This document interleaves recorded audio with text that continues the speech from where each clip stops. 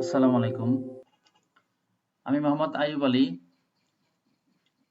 এই ভিডিওতে আমরা দেখব জাভার ভেরিয়েবল কি।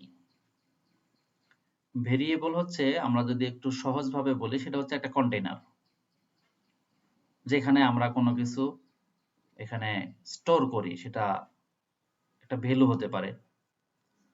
তো সাধারণত যদি কন্টেইনারের কথা বলি, তাহলে হচ্ছে যে কন্টেইনারকে আমরা বিভিন্নভাবে এক্সাম্পল দিতে পারি। যেমন আহ, আমি যে এই মুহূর্তে বসে আপনাদের জন্য ভিডিও বানাচ্ছি, আমি এই রুমটাকে একটা কন্টেইনারের সাথে কম্পেয়ার করতে পারি। আমরা যে সাধারণত বাজারে যাই, বাজারে যাওয়া আসার পর সাথে যে আমাদের বাজারের ব্যাগের মধ্যে কোনো কিছু রাখি, এটাকে একটা কন্টেইনার মনে করতে পারি।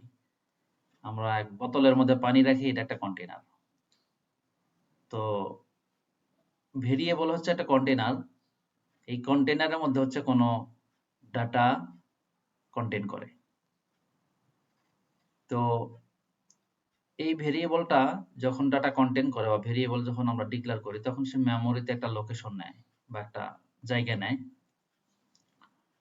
তো পরবর্তীতে আমরা যখন এই ভেরিয়েবলটাকে আমরা এটার আউটপুট চাই, তখন এই ভেরিয়েবলটাকে আমরা ইউজ করে এর ভ্যালুটাকে আমরা পেতে পারি। তো ভেরিয়েবলের ডিক্লেয়ার করার কিছু নিয়ম আছে। প্রথমত হচ্ছে যে ভেরিয়েবল একটা ডেটা টাইপ দিতে হয়। ডেটা টাইপের আমাদের আলাদা ভিডিও আছে। তো ডেটা টাইপ দিতে হয়, তারপর হচ্ছে ভেরিয়েবলের নাম দিতে হয়, দেন হচ্ছে ভেরিয়েবলের ভ্যালুটা দিতে হয়। প্রথমত ভেরিয়েবলের ডেটা টাইপ, তারপরে হচ্ছে ভেরিয়েবলের নাম, দেন হচ্ছে ভেরিয়েবলের ভ্যালু। আমি এখানে একটা এক্সাম্পল দিয়ে রাখছি। যেমন এখানে ইন্ট দিয়েছি, ইন্ট, ডাবল, ফ্লোট, এগুলো নিয়ে আমাদের আলাদা ডাটা টাইপের টিউটোরিয়াল আছে।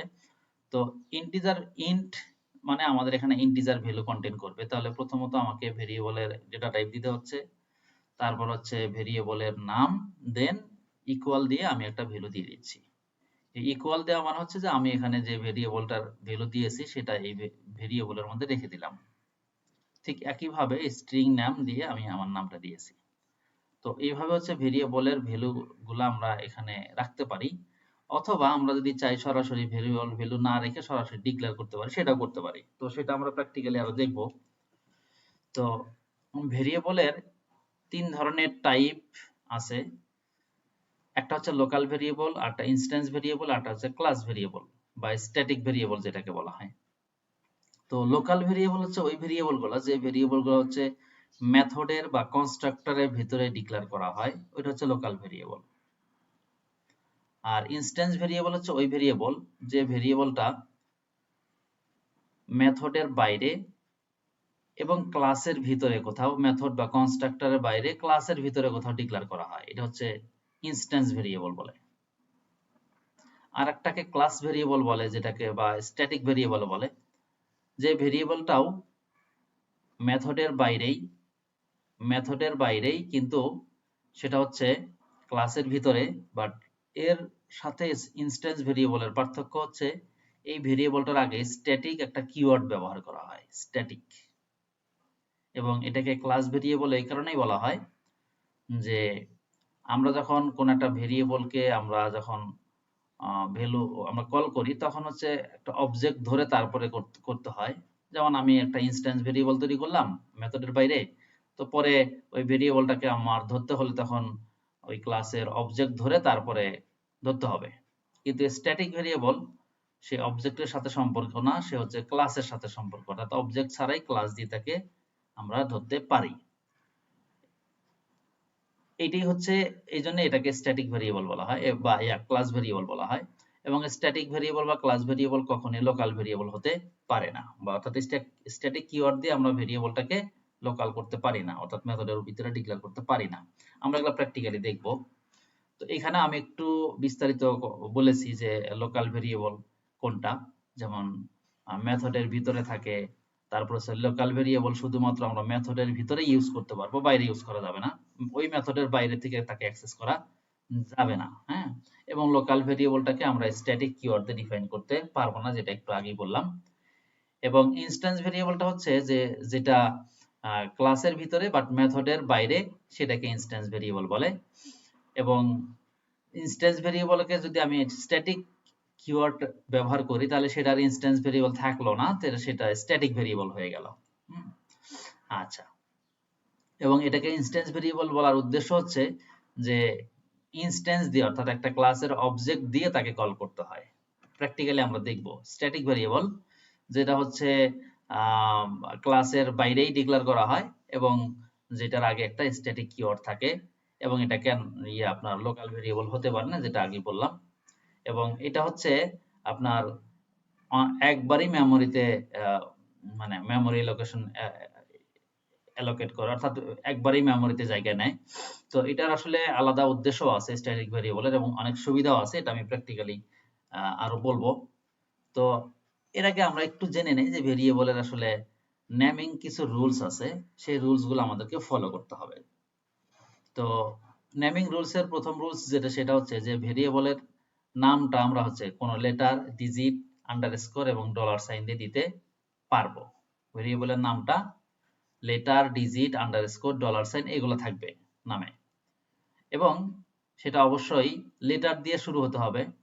তবে হ্যাঁ, আন্ডারস্কোর এবং ডলার সাইন দিয়েও সেটা নাম শুরু হতে পারে। ডলার সাইন এবং আন্ডারস্কোর দিয়েও দেওয়া যেতে পারে, বাট সেটাকে এনকারেজ করা হয় না, ডিসকারেজ করা হয়। এবং ভেরিয়েবলের নামটা সাধারণত লোয়ার কেস দিয়ে শুরু করা হয়, এবং এর মাঝখানে হোয়াইট স্পেসটা দেওয়া যাবে না, অর্থাৎ ফাঁকা জায়গা দেওয়া যাবে না। অর্থাৎ আমি লিখলাম যে, যেমন এখানে আপনি লেখা দেখতে পাচ্ছেন মাই ভার, মাই লিখে একটা স্পেস দিলাম, তারপরে ভার লিখলাম, তো সে তেমন হবে না, অর্থাৎ হোয়াইট স্পেসটা দেওয়া যাবে না। এবং লোয়ার কেস দিয়ে শুরু করতে হয়। আপনি যদি লোয়ার কেস দিয়ে নাও শুরু করেন তাতেও আসলে ইরর হবে না, বাট এটা হচ্ছে কনভেনশন। এরপরে ভেরিয়েবলের নামগুলো অবশ্যই জাভার যে কিওয়ার্ড গুলো আছে বা রিজার্ভ ওয়ার্ড আছে এগুলো দিয়ে নাম দেওয়া যাবে না। এবং আরেকটা বিষয় হচ্ছে যে ভেরিয়েবলের নাম কোনো স্পেশাল কিওয়ার্ড দিয়ে দেওয়া যাবে না, যেমন স্টার, হ্যাশ বা ডট, এই সমস্ত নাম দিয়ে দেওয়া যাবে না। আমি একটু ভেরিয়েবলের নেমিং রুলস এর আরেকটা এক্সাম্পল আপনাদেরকে এখানে দেখাচ্ছি। সেটা হলো যে দেখেন এখানে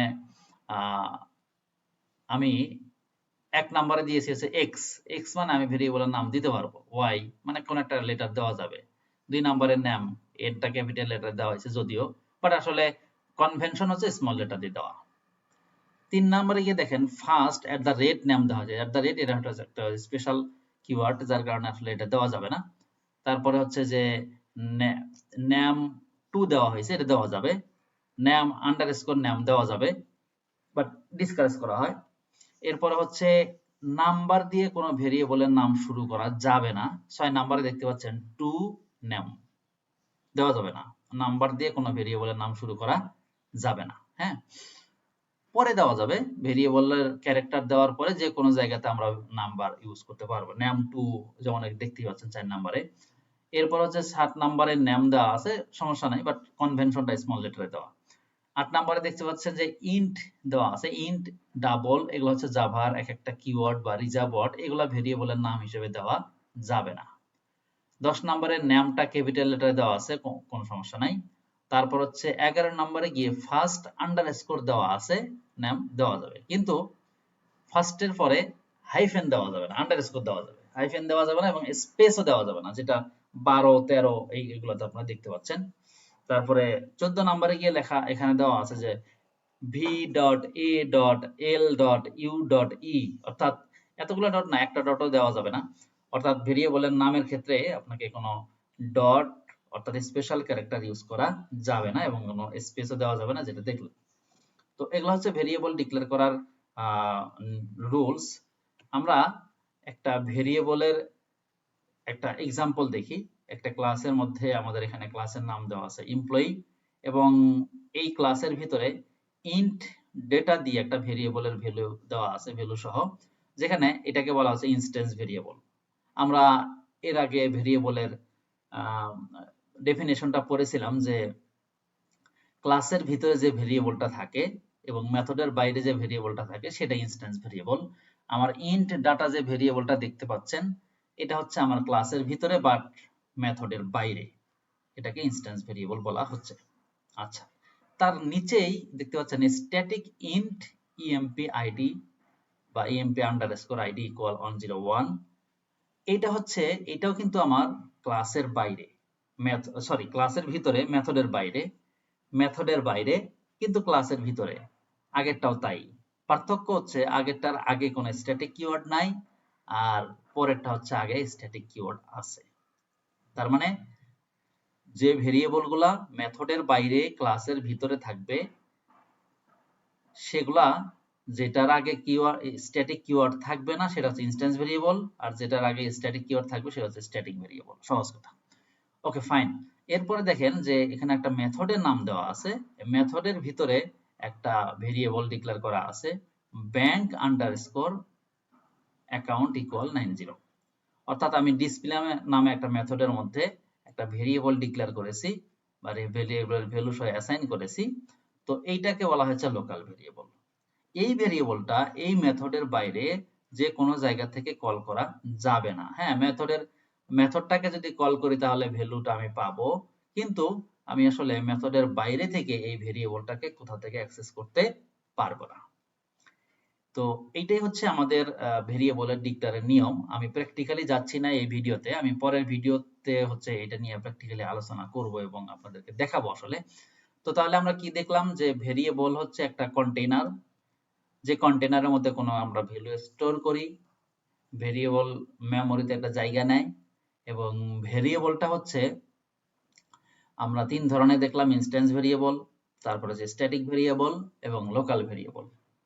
ইনস্ট্যান্স এবং স্ট্যাটিক ভেরিয়েবল ক্লাসের ভিতরে মেথডের বাইরে থাকে, কিন্তু যেটার আগে স্ট্যাটিক কিওয়ার্ড থাকে সেটা স্ট্যাটিক ভেরিয়েবল, আর যেটার আগে স্ট্যাটিক কিওয়ার্ড থাকে না সেটা হচ্ছে ইনস্ট্যান্স ভেরিয়েবল। আর মেথডের ভিতরে যে ভেরিয়েবল থাকে সেগুলো হচ্ছে লোকাল ভেরিয়েবল। এবং এই লোকাল ভেরিয়েবল আপনি যে কোনো জায়গা থেকে অ্যাক্সেস করতে পারবেন না, শুধুমাত্র এই মেথডের মধ্যে সে কাজ করতে পারবে।